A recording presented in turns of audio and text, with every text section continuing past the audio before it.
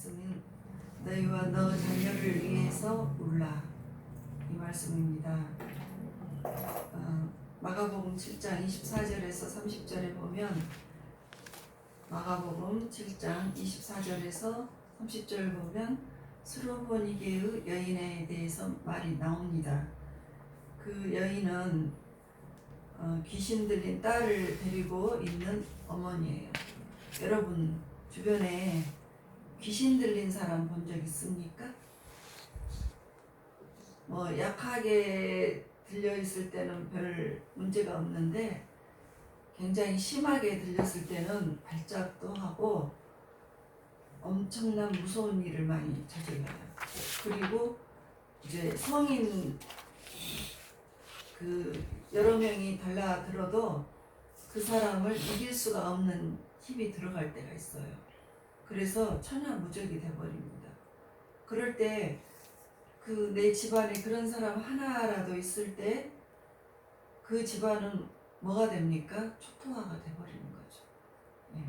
그래서 이제 저 같은 경우도 굉장히 힘들어서 찾아왔던 어느 귀신 들린 사람을 만났었습니다. 그 사람의 이야기를 듣고 왜 원인 분석을 했는데 그 사람은 엄마가 굉장히 사치가 심했어요. 그래서 자기가 결혼해서 결혼할 때 이미 그 많은 재산이 다 없어져 버렸고, 그리고 사치와 무슨 투기성이 강한 엄마예요. 그래서 자기가 혼자 돈을 벌어서 결혼을 해서 이제 남편과 함께 스스로 전세 자금을 마련을 했어요. 그래서 그것을 어머니가 아시고, 대부분 엄마들은 축하를 해주잖아요. 잘 살아라고. 그런데 그 엄마가 그 돈 지금 갖고 오면 내가 며칠만 쓰고 너희들 들어가기 전 그 날짜 안에 다 돈을 갚는다. 근데 갚을 때 돈 더 엄청나게 많이 돼서 갚을 것이니까 빨리 갖고 와라. 그래서 안 된다고 했는데 결국은 뺏겼어요. 뺏겨버리고 나니까 돈이 와요, 안 와요? 자기 집에 있는 전 재산도 다 탕진했는데, 자기 아버지 사실 때 그 전 재산도 다 탕진했는데, 이 딸의 재산도 마땅히 없어지는 것은 그냥 수순이에요. 그렇게 갔습니다. 그래서 이제 이사를 못 가게 되고 남편과의 관계에 엄청난 어려움을 겪었다고 했습니다. 그리고 남편하고 살면서 자기가 남편에게 모든 것을 사실대로 고백을 하고, 자기는 이제 남편 당신이 하라는 대로 나는 하겠다. 못 살고 이혼하겠다 하면 내가 집을 나갈 것이고, 아니면 어떻게 살아라 하면 어떻게 살겠다 하고 남편에게 말을 했다고 해요. 그런데 그 남편이 다행히 아이들도 둘이나 예쁜 아이들도 있고 그러니까 그 아내를 용납을 해줬어요. 근데 살면서 이 사람이 너무너무 기가 막히고 힘이 드니까 이 어머니에 대한 생각이 좋을 수만 없지 않겠습니까? 그래서 이런 모든 것들로 해서 어려움을 겪으면서 몸이 망가져서 왔습니다. 그랬을 때 이제 우리가 했던 치유의 방법들이 있는데, 회개를 하고, 그 어머니가 이제 믿으면서 회개를 하고 잘못을 뉘우치면 괜찮은데, 그 어머니가 그런 상황이 절대 되지가 않잖아요. 다 자기가 옳다고 하니까. 그랬을 때 자기가 대신 회개를 하고 이제 축사를 해서 깨끗하게 나음을 받은 적이 있습니다.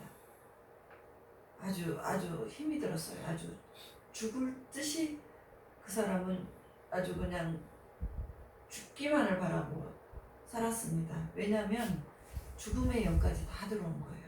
그래서 그 영들과의 전쟁에서 이제 회개를 하고 축사하고 치유를 받았는데, 이제 오늘 나오는 이 수르보니게 그 여자에 대한 말씀은 이 경우에는 어머니가 아니고 그의 딸이 더러운 귀신이 들려 있습니다.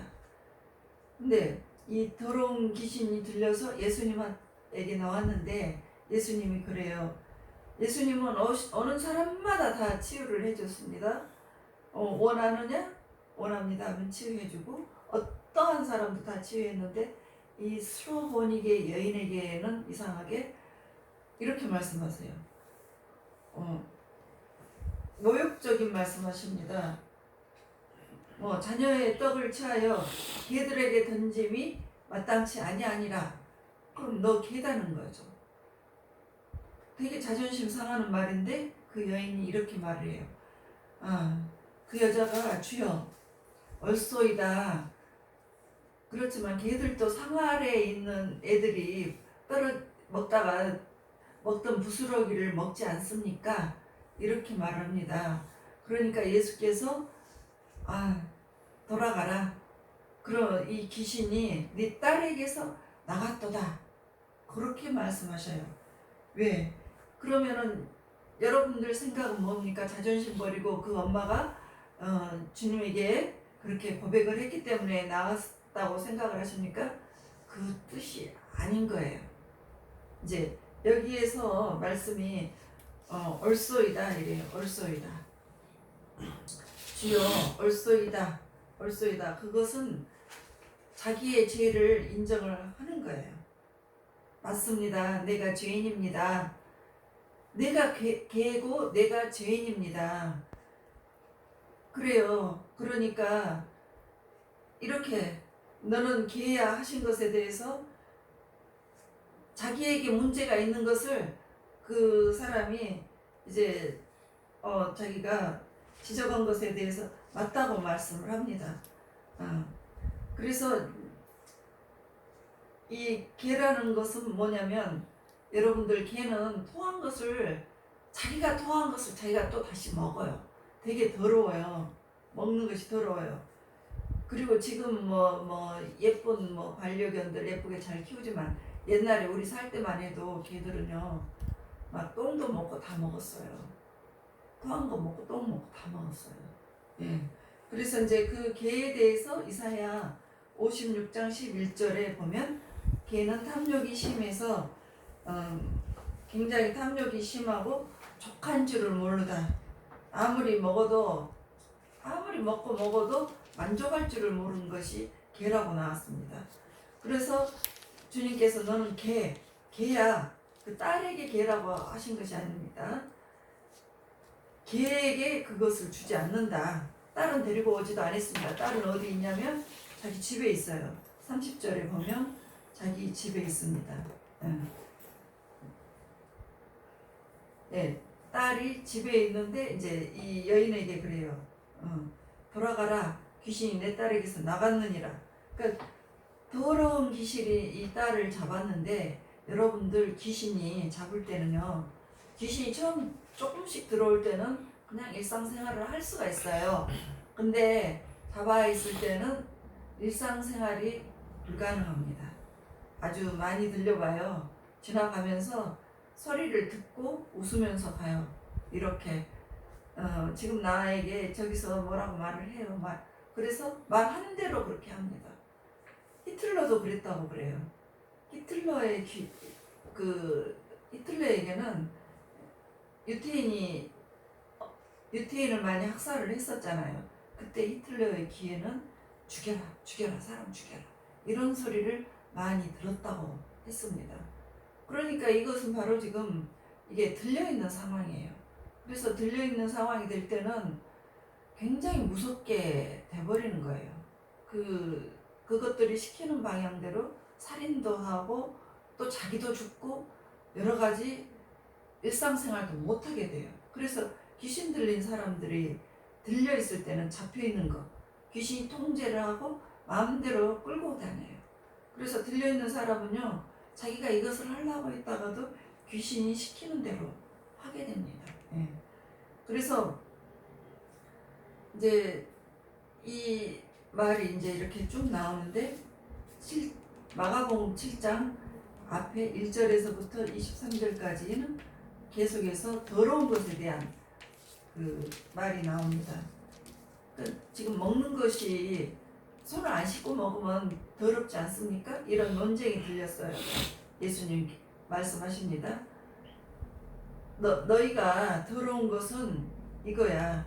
이 더러운 것은 봐봐요.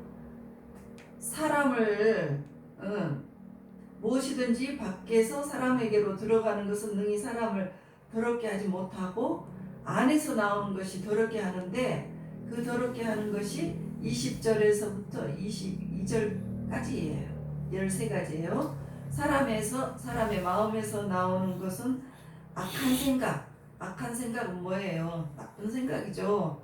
남을 해치려고 하거나 죽이려고 하는 그런 생각, 그리고 또 음란, 도둑질, 살인, 간음, 탐욕, 악독, 속임, 음탕, 질투, 비방, 교만, 이런 우매함, 이런 것들이 13가지가 있는데 이런 것들이 우리를 더럽게 합니다. 그렇게 해서 자꾸 이런 것들을, 더러운 것들을 쌓다가 보면 우리가 귀신 들리게 된다는 거죠.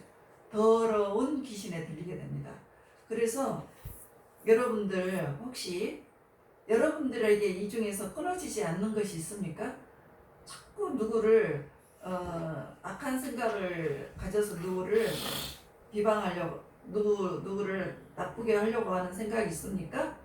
또 음란한 생각이 있습니까? 또 도둑질할 생각이 있습니까? 살인, 죽여버리고 싶은 생각이 있습니까? 간음, 또 탐욕, 돈에 대해서 너무나 큰 욕심을 갖고 있습니까? 그리고 속임, 남을 속여서 내가 잘 되려고 합니까? 그리고 음탕, 질투해서 SNS에 보면 질투를 해서 그냥 남을 막 엄청나게 그 안 좋은 말을 많이 하잖아요. 그 질투에서 많이 나오잖아요. 그리고 비방, 이런 일이 없는데 막 있는 것처럼 말을 하는 거 있잖아요. 그리고 교만, 내가 더 잘났다, 이런 일들을, 우매함, 이런 것들이 혹시 여러분들 중에서 그런 것들을 행하고 있습니까? 또는 그런 마음이 있습니까? 그런 것들은 여러분들 이 시간에 다 싹 다 회개를 하세요. 그렇지 않으면 더러운 귀신이 여러분들 속에 같이 거주하게 되는 거예요. 예. 근데 이제 이 여인은 헬라인이고 26절에 보면 헬라인이고 스로보닉의 족속이라. 헬라인은 그때 당시에 예수님이 이제 두로 지방에서 만나는데 그 두로는 베니게예요. 지금의 시리아인데 굉장히 그것이 부촌이었습니다. 그래서 그 세공 산업이 발달이 됐고 배, 조선소, 그때 당시에 조선소가 있었어요. 배를 만들고 국제적인 항구 도시였어요. 그러니까 항구에서는 주로 이제 그 술 문화가 많이 발달해요. 항구가 들어오면 뭐 음식 문화, 술 문화, 그리고 저녁에는 돈이 많으니까 흥청망청 쓰고, 그리고 남창 여창이 있습니다. 네. 그래서 이제 문화적으로는 향락 문화가 많이 발달을 해요. 근데 돈은 많아요. 근데 이제 그 시대를 보면 물질이 굉장히 풍족하기 때문에 성적 타락이 아주 굉장히 극에 달했습니다. 그래서 이제 베니게가 그런 도시였는데 그 여인은 헬라인이고 스로보닉의 족속입니다. 그 스로보닉의 족속은 귀족이고 왕족이에요. 그러니 굉장히 부유한 사람이죠. 그 귀족은 수가 별로 많지 않잖아요. 그러니까 굉장히 귀부인이고 왕족일지도 몰라요. 그러니까 왕족 아니면 귀족 출신입니다. 그래서 그 여인이 부족할 것도 없이 아주 너무나 그 문화 속에서 넘치게 살 수밖에 없는 그 상황이었는데 딸이 귀신에 들렸어요. 그것도 더러운 귀신입니다. 그 더러운 귀신은 이와 같은 그 더러운 것들 말씀 나왔잖아요. 그런 것들이 들어가 있는 거죠. 그러니까 그 문화 속에 더러운 것들이 꽉 들어갈 수밖에 없는 것입니다. 그리고 이 딸들은 자식은 부모를 그대로 복사판이에요. 닮아가요. 그래서 부모가 사는 대로 자식도 그렇게 살게 돼요. 그래서 부모가 그러한 문화에 젖어서 살면 딸도 마찬가지로 그러한 문화에 살아요. 예. 그래서 이제 온갖 타락한 문화에 살고 있었는데 이제 그 딸이 귀신이 들렸어요. 그랬는데 이 귀신 들린 딸은 오지 않았는데 주님께서 그래. 네가 바로 걔야. 난 걔한테는 안 줘. 이렇게 말씀하셨죠. 그러면 네가 바로 걔야. 이렇게 말씀하신 거예요. 그러니까 이 여인은 그것에 대해서 알았습니다. 예, 그래요. 옳소이다. 맞습니다. 나는 걔입니다. 이 뜻이에요. 맞습니다. 하고 자기 자신을 되돌아보고 알게 되고 회개를 하게 되었습니다. 그랬을 때 치유가 일어나는 거예요. 그래서 여러분들도 이제 자기 자신을 한번 돌아봅니다. 여러분들은 누구를 통해서 아직은 자녀가 없으신 분들이시잖아요. 그러니까 누구를 통해서 여러분들이 태어났는데 여러분들의 부모를 보고 여러분들이 자라났습니다. 그래서 그 부모의 그 복사판이라고 생각을 하시면 되는데 정말로 부모는 자녀에게 좋은 것들을 물려줘야 돼요. 그런 향락적이고 타락한 문화를 부모가 받아서 아버지가 받아서 술 취한 모습 보이면 아들도 술 취하게 되고 음란하고 아버지가 첩을 들고 사는 사람 보면 아들도 그 아버지를 막 처음에 막 그럴 수가 있냐 하고 엄마하고 같은 편이 돼서 아버지한테 공격하고 그러다가 자기도 첩을 두고 살더라니까. 그런 경우 많이 안 보셨어요? 그래요. 그러니까 이게 음란도 내려오고 간음도 내려오고 또 그러니까 우리나라에는 참 많은 그 첩이 많이 내려왔다고 봐야 돼. 유교 방식으로 보면 축첩할 수 있었어요. 그때 당시로. 뭐 돈 많으면은 그것은 그냥 문화의 일부로 생각을 했었습니다. 그러니까 부부간의 문제가 엄청 많은 것이죠. 예. 그래서 이제 기독교가 오면서 이런 것들이 이제 깨뜨려지는데 이것이 아니다라고 하면서 아들이 반발을 했는데 그 모습을 닮아간다는 거죠. 그리고 딸도 엄마를 닮아가는 거예요. 예. 그래서 이제 이런 모습을 보면 부모가 정말 자녀에게 어떤 유산을 남겨야 할지 여러분들이 많은 생각을 해보셔야 됩니다. 어려움이 왔을 때 기도하는 부모의 모습을 보면 자녀가 뭐 지금 당장 돌아오지 않는다고 해도 언젠가는 내 부모를 떠올려서 돌아오게 됩니다. 그렇죠? 반드시 엄마의 기도로 정말 돌아오는 사람들이 많이 있었습니다. 엄마의 기도로 정말 많이 돌아왔습니다. 그러니까 기도하는 부모를 통해서 부모는 반드시 주님에게 돌아온다는 것을 여러분들은 변치 않게 생각을 해야 돼요. 근데 세상을 좋아하는 부모를 모시고 살면 여러분들 삶도 세상을 좋아하게 돼요. 그리고 아이가 방향을 잘못 갈 때 기도하는 부모를 두는 사람들은 기도를 통해서 다시 이렇게 돌아올 수 있는 거예요. 근데 그러면 이미 부모님은 돌아가셔 버렸으면 어떡합니까? 그렇잖아요. 부모님이 돌아가셨으면 자기가 대신 끌어안아야 됩니다. 예.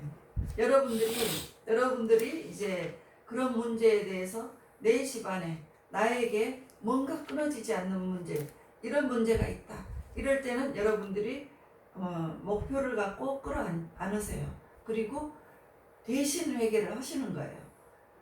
자, 내 부모가 이런 죄 지어서 내가 이것이 왔다. 아니면 내 선조가, 내 할머니 할아버지 중에서 이런 죄가 나에게 왔다 하면 그분들의 죄를 여러분들이 대신 회개를 하시면서 기도로 나가시면 되는 거예요. 그렇게 해서 다시는 그와 같은 죄를 짓지 않으려고 아주 작심을 하시고 가시지 않으면 되는 것입니다. 그래서 그런 일들이 다 해결된 집안을 본 적이 있습니다. 그 부모는 굉장히 많은 아버지가 바람둥이에요. 그리고 여자가 10손가락 안에 넘치게 많은 아버지를 둔 아들이 있었습니다. 그 아들 넷이 그 아버지는 믿지 않기 때문에 아들들은 믿음을 가지면서 작심을 해요. 작심을 하고 가지 않겠다. 이러니까 그 아들 떼에서는 음란이 다 끊어져 버렸습니다. 그리고 정말 부부간에 행복하게 잘 사는 경우가 제 주변에 있었어요. 그러니까 이 끊기 어려운 것들은 여러분들이 대신 해결을 하시면서 정말 이거는 가지 않겠다.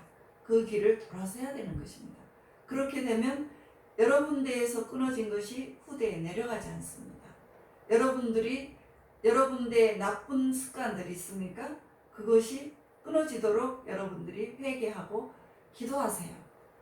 여러분들이 부모가 되면 자녀들을 통해서 나쁜 모습을 볼 때 대신 회개를 하세요. 그럼 자녀들의 모습은 다시 좋아지는 거예요. 그러니까 결국은 부모가 영향력이 그렇게 큰 거예요. 그러니까 축사를 하러 갈 때 아기가 아주 잠 안 자고 힘들게 하고 막 난리를 쳐서 축사를 하러 가면 그 아기를 축사하지 않아요.